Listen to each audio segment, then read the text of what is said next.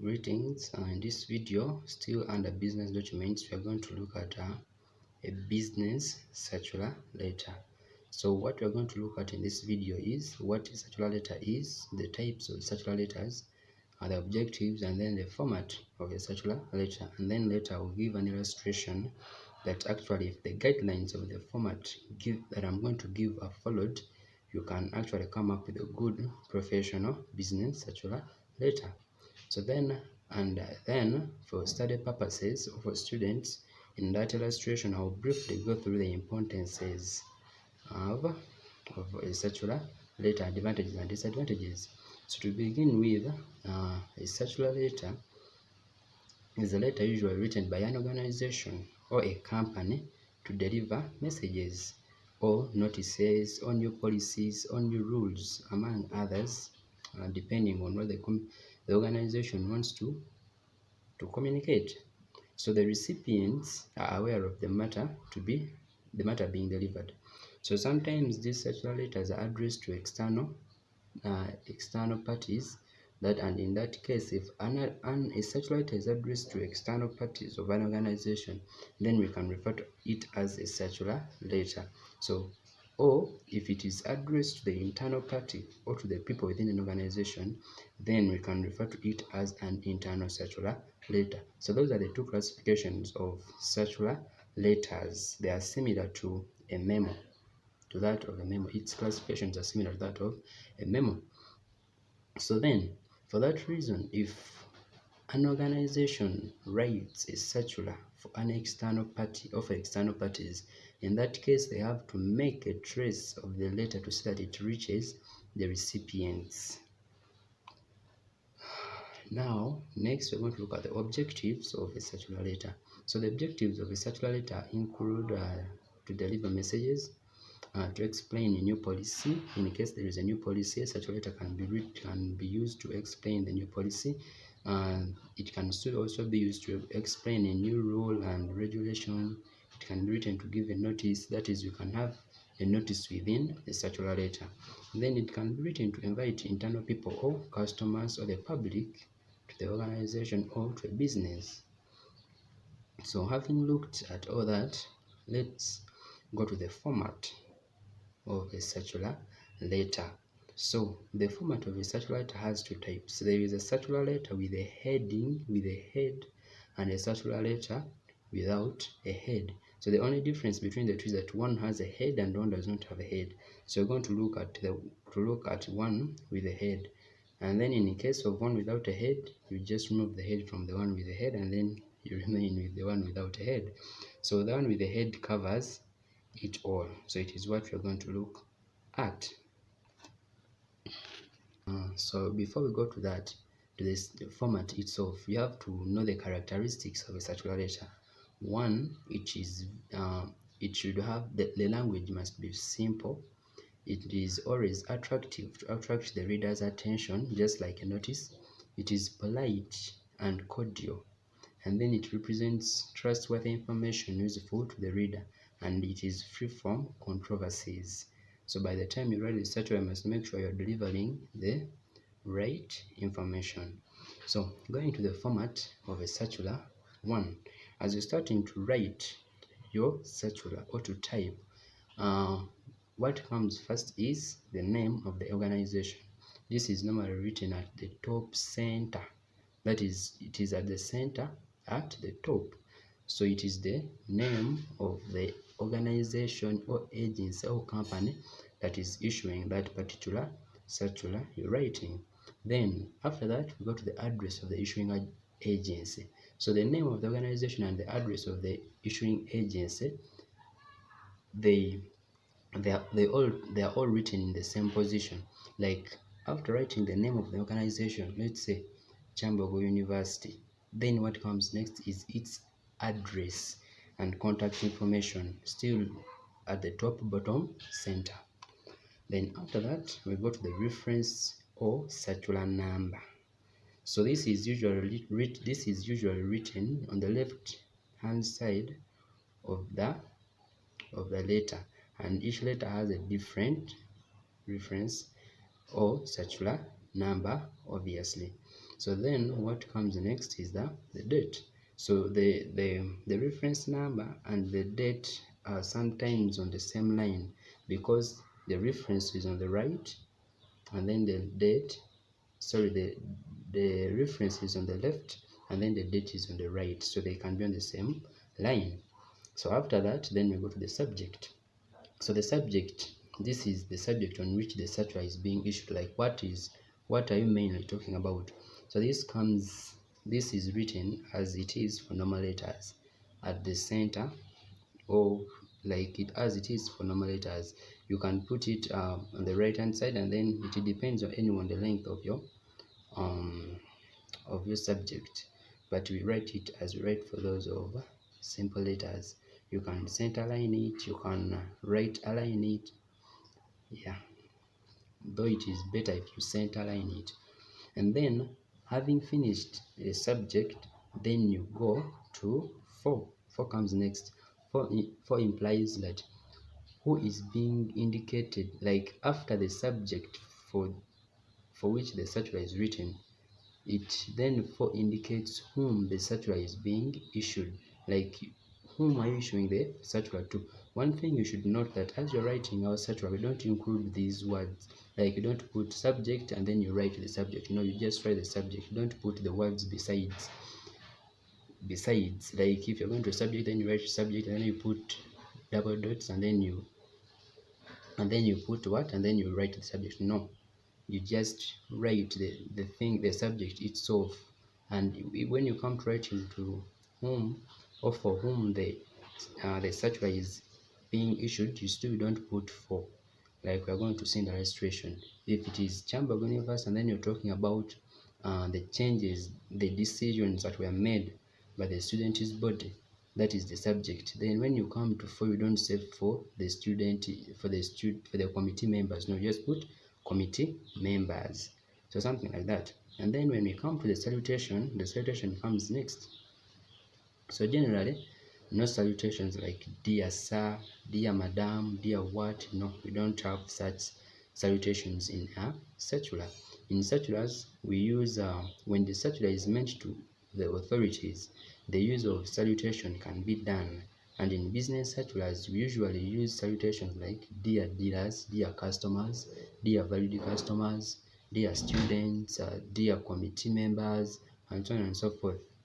And then, so from the salutation, then we can proceed and go to the body of the circular.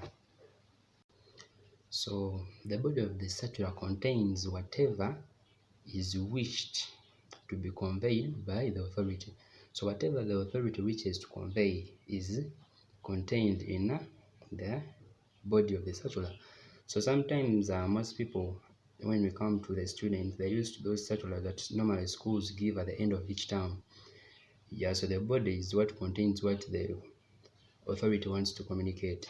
What I know most commonly about those circulars, they use the subtitles in the body. So it depends on how we want to organize your circular. Yeah, so that is how those ones arrange theirs. When it comes to schools, they put subtitles to make it easier for people to read, since it is normally long. And then, so after the body, knowing that whatever is included, whatever is to be conveyed is put in the body, then the language should be straight. You should use a straight language, formal and simple, that conveys instructions or guidelines in the clear terms. You should note this about business letters or formal letters. You should use simple English. No need for someone to first have to get a dictionary to get to understand what you're meaning. Always look out for simpler words or for simpler terms to mean what you want to communicate, and don't use jargons. So then after that, then we go to the signature. So at the last, the circular issuing authority must put a signature. It is proper that he or she puts a signature, and then the designation of the circular issuing authority is also written below the signature. So words like yours faithfully, yours sincerely, no, those ones are avoided when it comes to a circular. though currently it is being put in use whereby someone concludes saying yours is sincerely and then follows. But now then it will depend, yeah, because English is some things they come on changing, so you just have to be flexible. If you notice that there has been a change, most people are writing with yours sincerely or yours faithfully, then you can take on that. Yeah, it is like technology. You can't get fixed to something. When something new comes, you have to go with that. So it is the very same thing with the language. Thank you very much. I'm going to attach an illustration that actually, if you follow these guidelines, you can come up with a professional circular. As I said earlier, share with friends that you think may need this, and then subscribe for more business information and spiritual content. Thank you. This is the illustration. We're going to look at how to write a circular letter using the guidelines I've discussed earlier. So I'm using WPS. So to create a document, you click the plus sign, then choose Word document. Then you take the blank page option. So now you're going to start. We say that the heading or the head of our circular is center aligned. So meaning I have to center align this. So which is what I'm going to do. Paragraph center line. Then assuming I want to write a circular informing the let's say I'm a student in Chambogo University. I want to write a circular informing the student committee, advisory committee, about the decisions that were taken by the students' body. So now the organization or the company or the whatever is Chambogo University, and then remember we said that the head contains the name of the issuing organization. Then from there we go to the address information of that organization. So I'm going to do as so. Chambogo University Students Committee is the head, and then this is the address and the contact information of the organization. So now I'm putting brackets. I'm putting these words head and address in brackets because they're not supposed to be there. Just as I said earlier. So now we're going to go to the next thing, and that is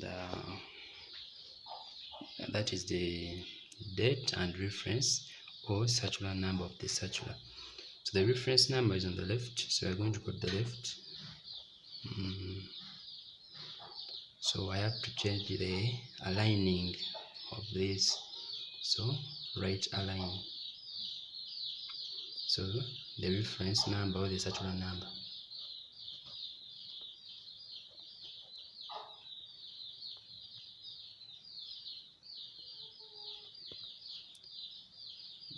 So you put it there. Then we are going to go to, so now this is the date, and then this is the circular number, this is the date. So that's what I was saying, that they are on the same line. The date on the left, on the right, and then the other one, the reference on the left. So now we are going to go to the subject, which comes next. Remember the subject is center aligned as we agreed earlier. So I have to center align this again, and then I write my subject. So that is the subject, decisions taken by the student's body, as I've been explaining earlier. Then after that we go to the for whom the circular is issued. So now this is for whom, that is the students' advisory committee members. That is for whom the circular is intended. So I'm putting these words just to hope identify which step we are on, but they're not supposed to be included. That's why they're in brackets. So then what is coming next is the salutation. So we go to the salutation. The salutation, I can say dear members, because I'm talking to the committee members. Dear members. Then what comes next is the body of the circular. So then you're going to the body of the circular. So this is my body for this letter. trying to inform trying to inform these members the decisions that were taken during in their absentia.